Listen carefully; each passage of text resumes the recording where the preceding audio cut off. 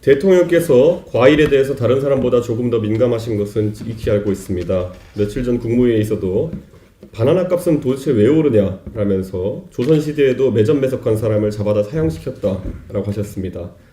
하지만 경국대전 어디에도 매점매석을 사형으로 다스린다는 규정은 없습니다. 오히려 경국대전은 외적과 내통하면 사형이고 친족에게 욕설하는 강상죄도 사형으로 규정하고 있습니다. 따라서 적국의 지도자를 만나기 위해 거액을 송금하거나 하는 행위나 입에 담기 어린 욕설을 전화상으로 하는 행위가 아마 조선시대로 가면은 극형으로 처벌받았을 것입니다. 농림축산식품부 장관이 환율 상승을 지적하자 대통령은 에이 그런 건 말이 안 된다 라고 일축하셨습니다. 이것은 경제학의 기본을 부정하는 것입니다. 원달러 환율이 1,400원을 넘는 상황에서 수입품 가격이 오르는 것은 당연한 경제 원리입니다. 노벨 경제학상 수상자 폴 크루먼의 말대로 정치인이 환율을 무시하면 환율이 그 정치인을 끝장낸다 라고 하는 것을 명심하셔야 합니다. 1793년 프랑스 혁명정부 로베스피에르는 물가 상승을 반혁명 세력의 음모라 규정했습니다. 최고 가격제를 도입하고 위반자를 단두대로 보냈습니다. 우유 가격을 낮추겠다고 몸부림쳤지만 결과는 어땠습니까? 상점에서 물건이 사라졌고 농민들은 곡물을 숨겼으며 암시장이 번창했습니다. 결국 로베스피에르 자신이 단두대에 오르게 되었습니다. 경제사학자 사이먼 샤만은 이를 가격 통제는 경제적 자살이자 정치적 자살이었다라고 평가했습니다. 지금 원달러 1,400원 시대 모든 수입품 가격이 폭등하고 있습니다. 이것이 바나나 한 송이 문제입니까? 이것은 국민 생존의 문제입니다. 조선이 망한 이유 중 하나도 대원군의 당백전 남발로 인한 화폐가치 폭락이었습니다. 화폐를 망가뜨린 나라는 망하게 되어 있습니다. 베네수엘라의 차베스도 환율 하락을 CIA의 음모라며 가격을 통제했습니다. 결과는 연 인플레이션 100만 %였습니다. 하버드대 니얼 퍼거슨 교수의 경고를 명심해야 합니다. 화폐는 신뢰입니다. 한번 잃으면 회복에 한 세대가 걸립니다. 시장 경제는 수요와 공급의 원리로 움직입니다. 정부의 역할은 개별 가격을 통제하는 것이 아니라 공정한 경쟁 환경을 만들고 통화 가치를 안정시키는 것입니다.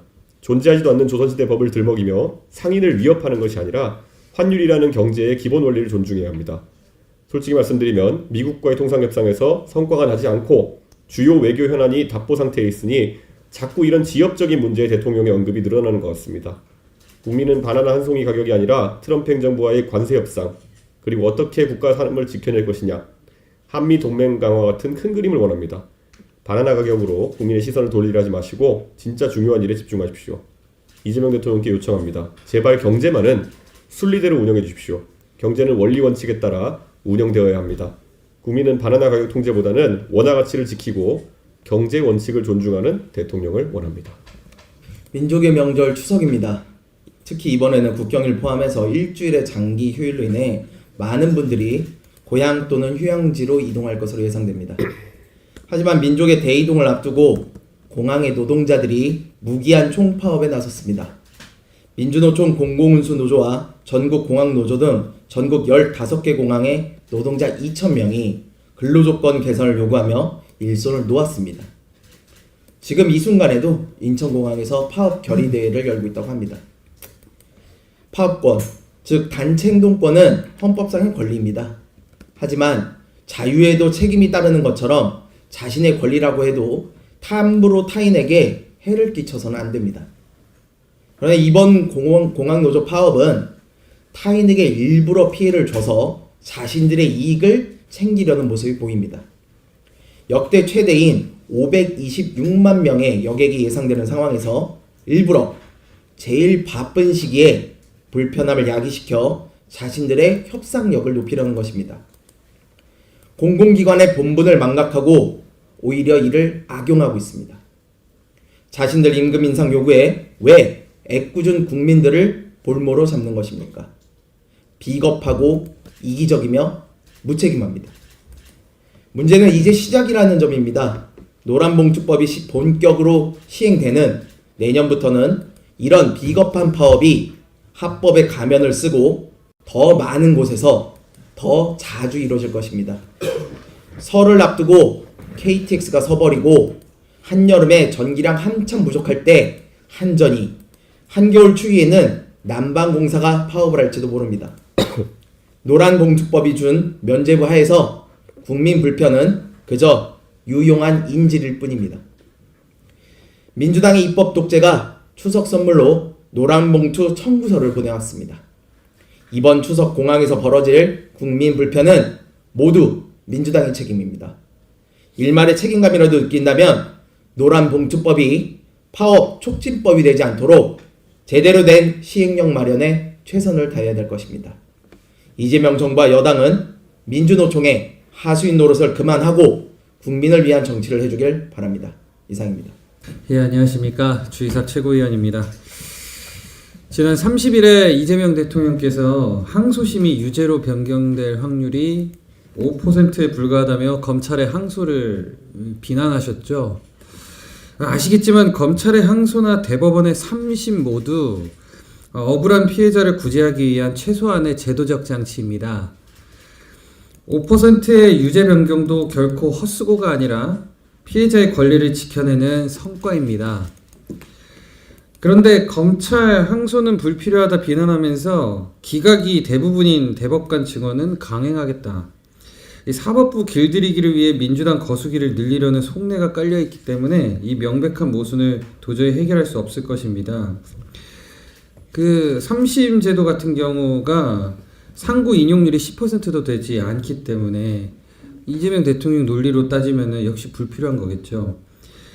정치적 계산으로 법 체계가 흔들린다면 그 피해는 고스란히 국민에게 돌아갑니다. 이재명 대통령이 사법부를 권력 유지의 도구로 삼는다면 이는 단순한 모순이 아니라 민주주의의 자체를 위협하는 중대한 범죄 행위로 기록될 것입니다. 또 오늘은 제 지역구 이야기를 좀 해보려고 합니다. 정확히 말하자면 지방의원들의 지방자치법 예산안에 대한 무지와 불법 행위에 관한 것입니다. 지난 9월에 우리 서대문 구의회에서 추가 경정 예산안이 통과됐습니다. 그런데 이 증액 예산에는 법적으로 불법이라는 딱지가 붙었습니다. 지방자치법 제142조 제3항은 이렇게 규정합니다. 지방의회는 지방자치단체의 장의 동의 없이 지출 예산 각 항의 금액을 증가시키거나 새로운 비용 항목을 설치할 수 없다. 즉 구청장이 동의하지 않으면 지방의회는 증액이나 새로운 예산을 편성할 권한 자체가 없다는 얘기입니다. 안건으로도 상정할 수가 없습니다. 그런데 서대문 구의회는 구청장이 동의하지 않은 이러한 예산안을 의결했습니다. 이는 명백한 불법이자 권한남용, 월권행위입니다. 문제는 이런 불법 행위조차 다수 의석에 기대어서 아무렇지 않게 밀어붙였다는 것입니다. 국회나 지방의회나 똑같죠. 구청장이 국힘 소속이니 견제해야 한다는 이런 단순한 정치적 명분만으로 이런 일을 벌입니다. 국민 여러분, 지방자치법은 지방의원들에게는 헌법과도 같은 법입니다. 그럼에도 이를 지키지 않고 오히려 불법을 당연시하는 지방의원들이 적지 않습니다. 그 이유는 단순합니다. 국민을 위해서가 아니라 자신에게 공천권을 준 사람에게 또 자기 진영에 있는 사람들에게 잘 보이기 위해서입니다. 법보다 양심보다 공천권자의 눈치를 더 중요하게 여기는 이 줄서기 정치에 비교했을 때 저희 개혁신당은 확실히 다릅니다. 법을 지키며 문제 해결을 위해 소통하는 정치를 풀뿌리 지방정치에서 반드시 실행해 보겠습니다.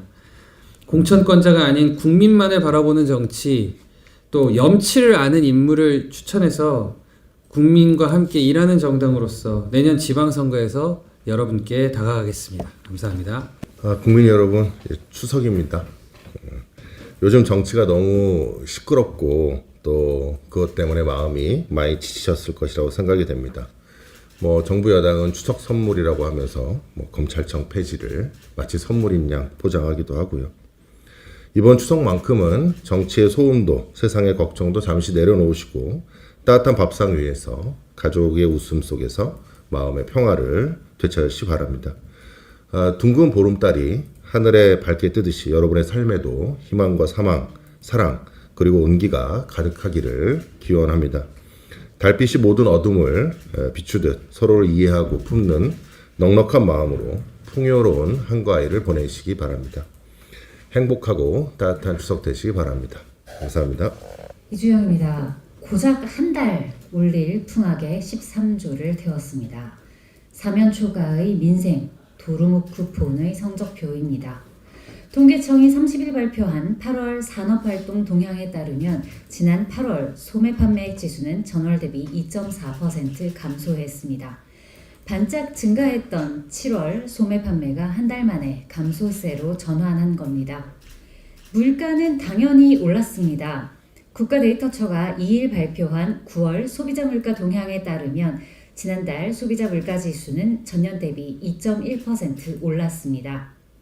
자주 구매하는 품목 위주로 구성되어 체감 물가에 더욱 가까운 생활 물가 지수는 2.5% 상승하여 8월 대비 상승폭이 크게 확대됐습니다.